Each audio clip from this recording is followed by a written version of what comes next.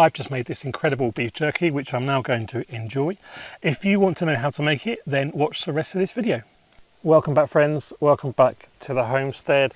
If you've watched many of the videos on this channel, you know that we do a lot of preserving, canning, or mostly vegetables. I've never really covered the subject of preserving meat. Jerky is obviously not a age-old tradition of Latvia, but it is a way of preserving meat, and it's a way that I've been doing for over 10 years now, and I've had a few requests from people to share how I make jerky. The reason I've not done it before is because actually it's really difficult to get good beef here in Latvia. Well, you can get it, but it's particularly more difficult up the north where we are. If you're in the centre, you know, in Riga, then okay, no problem, you'll be able to get it. But just recently it's starting to appear in supermarkets. And so I thought, I saw a piece the other day, it looked quite nice, so I grabbed it and I thought I'll make some jerky with it. So here we are. So this is a piece of what's called here skinkis. It's essentially rump. Obviously in the UK we have lots of different names for the different cuts around the cow. It's either rump or it could be something like topside, maybe silver side. I don't know, to be honest, but nevertheless it's good. Skinkis, if you're here in Latvia and you want to replicate this, then that's the kind of cut that you need. So let's get this open and then I'll talk you through the techniques of making the jerky. Obviously there's a lot of history behind jerky. You know, the cowboys made it. It would have been originally made with buffalo that were ran wild through the wildernesses of the Midwest of America. Funny enough, we didn't have a lot of buffalo here in Latvia, so that wasn't an option getting that, but we'll use this bit of beef instead. Okay, so here's our meat.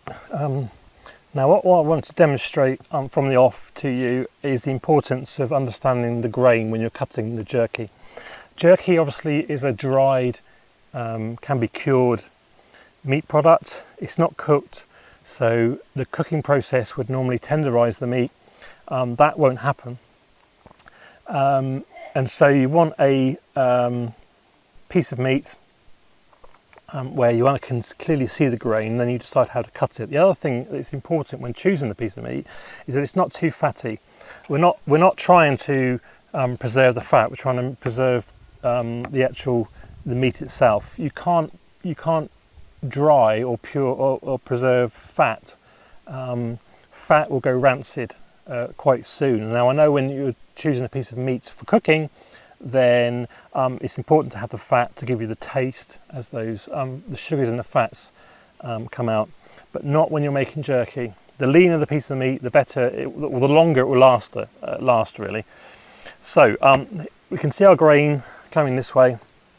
So when we cut our piece of meat, we want to take that into account, because when it's dried, if I were to cut this piece of meat along the grain, then it'll be chewy. Someone will be chewing that. They need to stretch it to break it to chew it. If you cut it this way, then each piece of the jerky will pull apart through the grain, so it's a lot easier. Now what I tend to do is do a bit of both, because some people like, you know, a piece of jerky which takes longer to chew. Some people want it quick bites, so I will combine both when doing this. The other thing, the two ways that you can cut it is you can either cut it into flat slices, or you can cut it into more like sticks, like fingers of beef. You can do a mix of both, but try and be consistent in the thicknesses, because of when you're drying it, you want everything to kind of dry together. It just means that if you don't, then some bits will be longer in the dryer than other bits. So let's get on and do some cutting. First of all, just tidy it up. Obviously you want a nice sharp knife. If there are any sort of loose bits of fat on the outside, then we'll just take those off, or as we go along we'll remove them. And also, obviously, what you do also want to remove the the silver bits of skin. These bits here, I need to remove these because they will be very difficult for someone to eat. They'll be extremely chewy.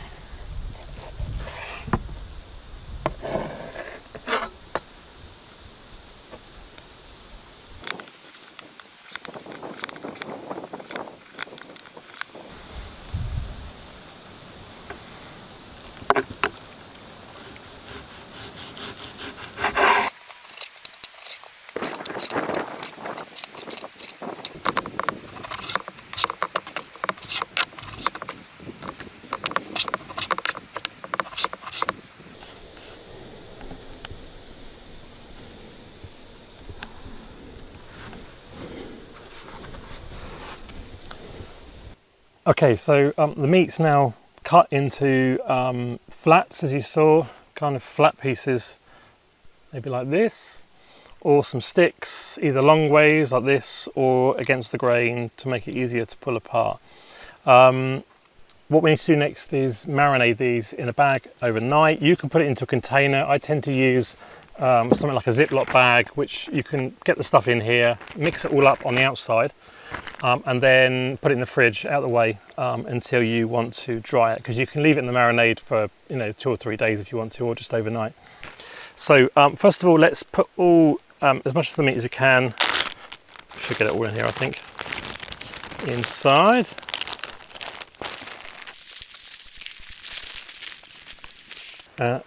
Then we can talk about the marinade. Okay.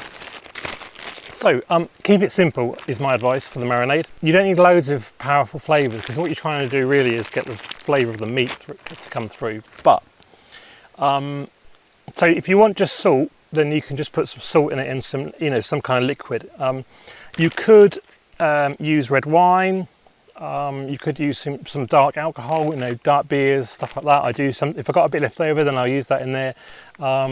You could just use water for your liquid. So what we're going to do, what's really popular though, is using some Chinese Asian sauces. So something like hoisin sauce or teriyaki sauce. You've got these kind of real dark fermented notes, which really they just seem to work with the beef really well. So if you've got some of that, then use a bit of that. So, and then in terms of herbs and spices, we've got here, I've got half a teaspoon of pepper, half a teaspoon of garlic powder, and a generous teaspoon of smoked paprika, and a couple of bay leaves as well. We can crush those in. So go easy on the garlic powder because it's quite strong, but you could just use, chopped garlic, minced garlic. So we'll bung those in there. Good stuff. Take our bay leaves and just chop them up, crush them up a little bit. You'll find that they'll, when you're drying them, those bits will just fall off, no problem at all. Lovely flavour. Then a bit of the teppanyaki sauce. A good dollop. Then our salt. This is about 1 kilo of meat I've got here. The cut was just over 1 kilo, I think. So I'm going to put in, in fact, I'm not going to use that, I'm going to use my teaspoon. So I put 2 teaspoons, because I'm only going to marinate for 24 hours, so I know that. And then some water, because I want to make it into a sort of saucy consistency, so every piece of meat is covered. And then what we can do is just close up the bag, like so.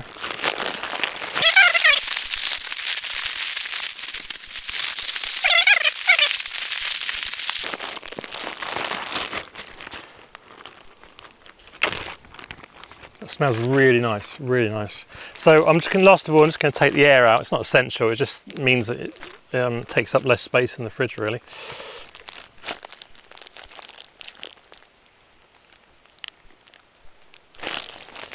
There, and they're all done. So what I'm going to do now is pop this in the fridge for 24 hours. We'll come back tomorrow and then I'll show you the drying process. For you, it'll be a couple of seconds.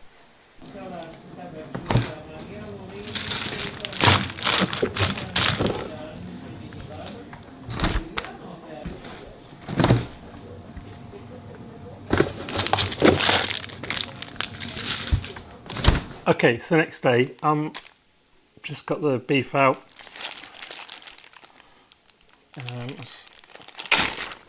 Oh, smells amazing, as you'd expect, I guess. So today we're going to dry it. I don't know how long it's going to take. My dehydrator will be different to yours. If you don't have a dehydrator, don't worry, you can use an oven. I've used an oven many times before I had this. It worked perfectly well. You just have to use an electric oven with a really good thermometer on it, and I would check the temperature against what it says. You know, use a separate thermometer to check that, because the last thing you want to do is to cook the beef rather than dry it. As the process goes along and the beef dries out more, then you can raise the temperature, but you want to start about 30 degrees, quite low, and then right at the end take it up to 50 just for a few minutes, just enough to kill any kind of bacteria that's on it. And then for this, we just have one setting really. I don't know what it is, but it works. And then I will just pop it in the oven for the 50-degree kind of bacteria kill at the end. What else? I just remembered I didn't put any curing salt in this. That's absolutely fine because we eat it quite quick. If you want it to last a longer time, then use curing salt, or you can just freeze it in batches and take it out when you want it.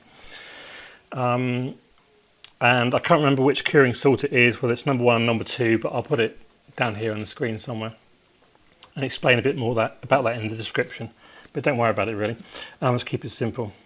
So obviously the cowboys of the Wild West wouldn't have used curing salts. They would have just did it the way I've done it. So we're going to now lay it in the trays. I'll just check if there's any bits that are a bit too big that I didn't notice yesterday, then I might trim them down, but otherwise we'll lay it in the trays. This has got 5 trays, and yeah, that's not dirt, that's just, it was stained from some plums, I think, or something we did a few years back. We've done some fruit leathers. It's quite an old dehydrator. There's probably more efficient ones now, but we'll use this for now. So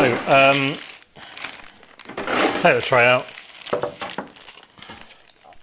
and then what you want when you're putting it on your tray or on your oven tray, then just make sure that the bits don't touch really. You know, don't overlap, don't touch. And then you'll be fine. You know, obviously if they're flat bits like this, rather than sticks, then make sure that they are laid out. What you might need to do later on is move things around, because you find the flat bits dry quicker. And then you'll end up with just dehydrating the sticks for a bit longer, because they'll obviously dehydrate from the outside in. We'll talk a bit about what kind of consistency you're looking for in terms of how do you know it's dried enough. So I know it by feel, but if you want to be absolutely sure, then I would weigh your meat at the start, take it out of the bag, put on the scales, weigh it, and then later on you can put it all in, and if it's lost about 50% of the, at least 50% of the moisture, then you know you're in a good place really there. Something like biltong will be even drier. I don't know the percentage, but don't really need to worry about space. There's plenty of space across the 5 trays, and if you do run out of space, then you just have to keep fiddling about and move things around. Like I say, then as long as they don't touch. Okay, so there's our 5 trays done. As you can see, you've just seen it probably in a time lapse. Notice that the trays are solid. They're not with a mesh or anything. A lot of the more modern dehydrators have got meshes, so I might need to turn the bits over halfway through or something like that. That's unique to my process and my machine. It might not be the case for you. Yeah, so just a case of switching it on now. And so at first it will just pump cold air through, and then on the front here I've got a couple of switches, so I can turn on and off 1 or 2 heaters. I tend to find that 1 heater is enough for this, and it just gently blow warm air through. And then a bit later on I'll move the trays around, and like I say, I'll move the meat around as well, and then I will look for a certain texture. I mean, I've been making this for 10 years, so I know how it should be, rather than having to go through the process of weighing it and everything. But if you're not sure, then do the weighing process. That's it. So now we'll leave it, and I'll check in a bit and see how things are going.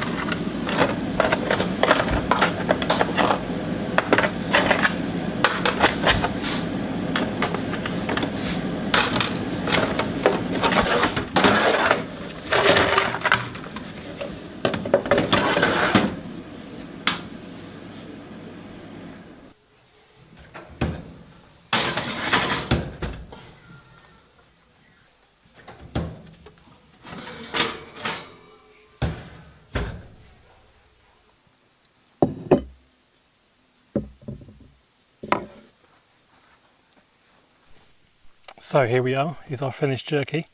It's been left a few hours after it's come out of the oven, and what happens is the moisture in the jerky will balance out throughout the whole thing. So you'll find the outside will be, it won't feel dry and crispy, it will be soft and slightly rubbery, and that consistency will be all the way through the jerky. Whether it's a flat bit, which will be a little bit drier, or one of these kind of sticks. Yeah, so naturally it tastes amazing. So all that's left to do is to crack open a beer. It's been a hard day's work in the garden.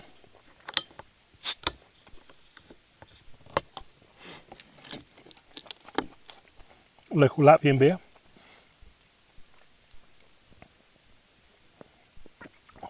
Very nice. And enjoy my jerky. So thanks for watching the video. If you've got any questions or comments, do leave them below. And I'll happily answer them. If you've enjoyed this video, then there's loads more on our channel that you will equally find enjoyable and interesting, I'm sure. Give us a thumbs up if you at any point like this video, and do subscribe if you're not already subscribed. So thanks for watching. I'm going to enjoy the rest of my jerky, and I will see you in another video very soon. Bye for now.